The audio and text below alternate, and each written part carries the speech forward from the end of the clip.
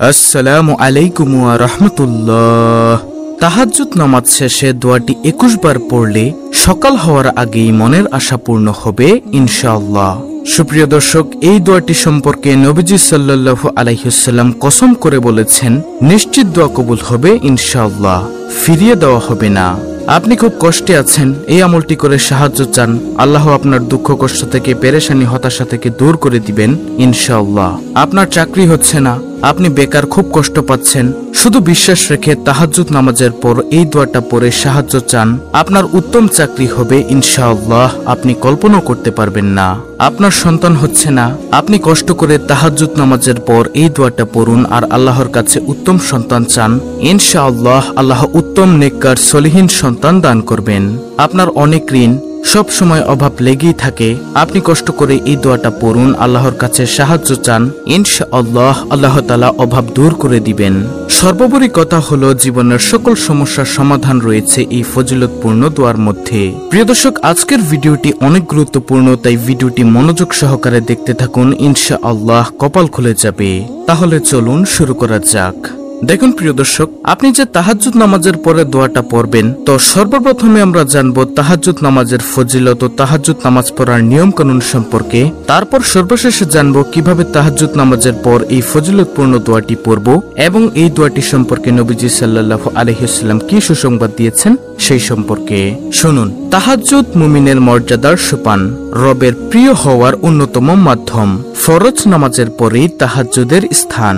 তাহাজ্জুদের মাধ্যমে পাপ মুছে যায়, আল্লাহর সঙ্গে বান্দার সরাসরি সম্পর্কের স্থাপিত হয়। তাহাজ্জুদ প্রাণহীন হৃদয়কে সজীব করার শ্রেষ্ঠ উপায়। পবিত্র কোরআন ও হাদিসে তাহাজ্জুদের অনেক ফজিলত বর্ণিত হয়েছে।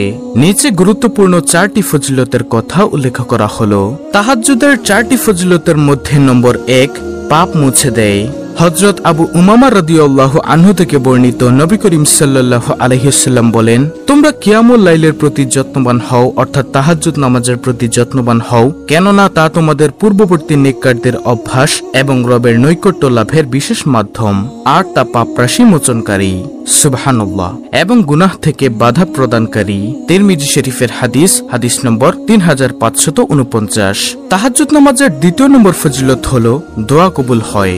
নবী করিম সাল্লাল্লাহু আলাইহি ওয়াসাল্লাম বলেন, আল্লাহ তাআলা রাতের শেষ তৃতীয়াংশে কাছের আসমানে অবতরণ করেন এবং বলেন, কে আছো দোয়া করবি এবং আমি তার দোয়া কবুল করব। কে আছো আমার কাছে তার প্রয়োজনে চাইবে এবং আমি তাকে তা দান করব। কে আছো আমার কাছে ক্ষমা চাইবে এবং আমি তাকে ক্ষমা করব। সুবহানাল্লাহ। হাদিসটি রয়েছে বুখারী শরীফে, হাদিস নম্বর 1145। দর্শক, তাহাজ্জুদ নামাজের তৃতীয় নম্বর ফজিলত হলো মর্যাদা বৃদ্ধি পায়। নবী সাল্লাল্লাহু আলাইহি ওয়াসাল্লাম বলেন, মুমিনের মর্যাদা কিয়ামুল লাইল তথা রাতে দাঁড়িয়ে তাহাজ্জুদ আদায়ে ও বিভিন্ন ইবাদত বন্দিগির মধ্যে, আর তার সম্মান মানুষ থেকে অমুকাপেক্ষিতার মধ্যে।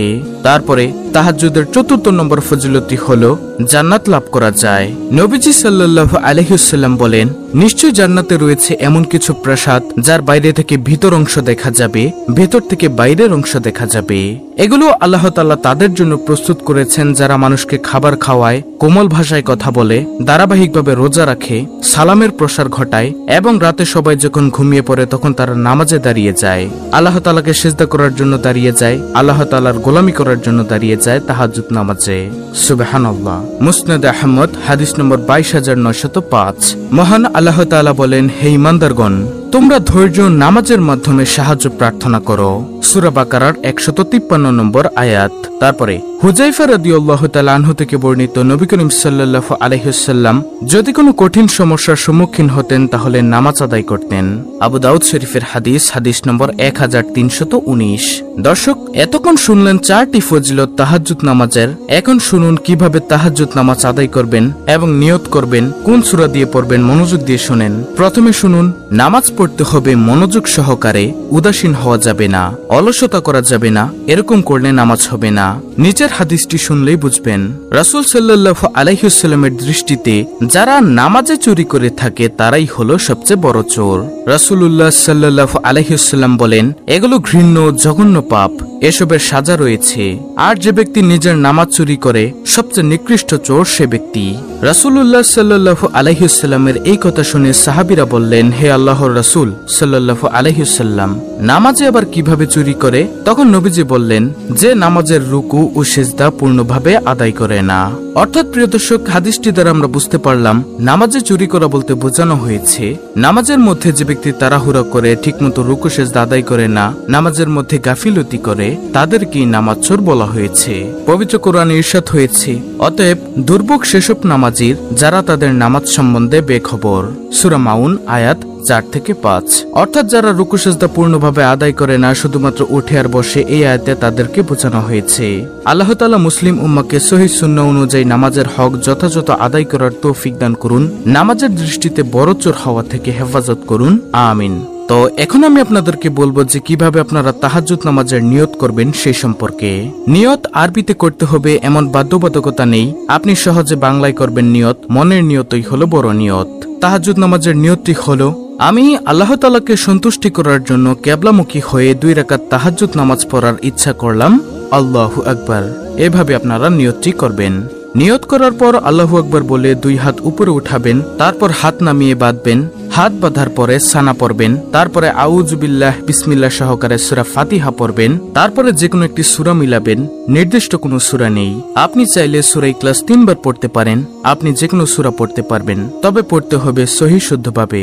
তারপর রুকু সিজদা করবেন, মাঝখানে সোজা হয়ে বসবেন। তারপরে সিজদার মধ্যে আপনি কোরআনে বর্ণিত, হাদিসে বর্ণিত দোয়া পাঠ করতে পারেন। তাহাজ্জুদের সিজদার মধ্যে দোয়া করলে দোয়া কবুল হয়। রুকু সিজদা থেকে উঠে আবার সূরা ফাতিহা পড়বেন, যে কোনো একটি সূরা মিলাবেন। তারপরে আবার পুনরায় রুকু সিজদা করে সালাম ফিরাবেন। এভাবে আপনি 2 রাকাত তাহাজ্জুদের নামাজ পড়তে পারেন। আমি সংক্ষেপে তাহাজ্জুদ নামাজ বলে দিয়েছি, আশা করি আপনারা বুঝতে পেরেছেন। এই নিয়মে 2 রাকাত তাহাজ্জুদ নামাজ আদায় করার পর 100 বার আস্তাগফিরুল্লাহ পড়বেন এবং 100 বার দুরূদ শরীফ পড়বেন। নবীজির উপর দুরূদ পাঠ করবেন। মনে রাখবেন, দুরূদ শরীফ পড়তে হবে সম্মানের সাথে। এখন আপনি হয়তো ভাবছেন যে এত বড় দুরূদ শরীফ আপনি 100 বার পড়বেন কিভাবে? তাহলে শুনুন প্রিয় দর্শক, সবচেয়ে ছোট দুরূদ সাল্লাল্লাহু আলাইহি ওয়াসাল্লাম, এটিও আপনি পড়তে পারবেন 100 বার। আর যদি আপনি পড়তে পারেন তাহলে দুরূদে ইব্রাহিম পড়বেন 100 বার। যদি না পারেন তাহলে এই ছোট দুরূদ সাল্লাল্লাহু আলাইহি ওয়াসাল্লাম এটি 100 বার পড়ে নেবেন, তাহলেও আপনার দুরূদ আদায় হয়ে যাবে। তারপরে এই দোয়াটি 21 বার পড়বেন, মনোযোগ সহকারে, দৃঢ় বিশ্বাস রেখে পড়বেন, অন্তরে মহব্বত রেখে পড়বেন। যেহেতু নবীজি কসম করে বলেছেন দোয়া কবুল হবে, তাহলে ইনশাআল্লাহ দোয়া কবুল হবেই।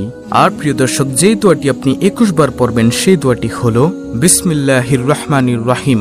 আল্লাহুম্মা ইন্নী আসআলুকা বিআন্নী আশহাদু আন্নাকা আনতাল্লাহু লা ইলাহা ইল্লা আনতাল আহাদুস সামাদুল্লাযী লাম ইয়ালিদ ওয়া লাম ইউলাদ ওয়া লাম ইয়াকুল লাহু কুফুয়ান আহাদ।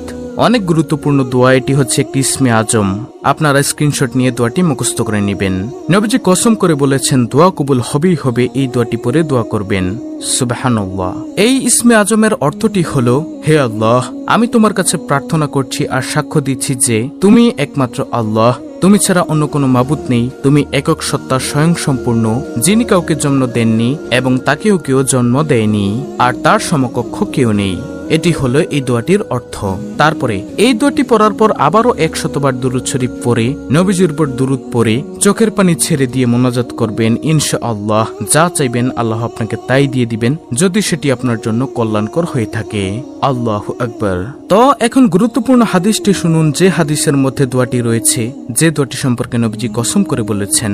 হাদিসের মধ্যে বর্ণনাকারী বলেন, রাসূলুল্লাহ সাল্লাল্লাহু আলাইহি ওয়াসাল্লাম ওই ব্যক্তির মুখে এই বাক্যগুলো শুনে, অর্থাৎ ইসমে আজমটি শুনে তখন বললেন, সেই মহান সত্তার শপথ যার হাতে আমার জীবন, নিঃসন্দেহে এই লোক আল্লাহ তাআলার মহান নামের ইসমে আজমের উসিলায় তার কাছে প্রার্থনা করছে, যে নামের উসিলায় দোয়া করা হলে তিনি কবুল করেন। এবং নবীজি বলেন, যে নামের উসিলায় কোনো সাহায্য প্রার্থনা করা হলে তিনি তাকে তা দান করেন।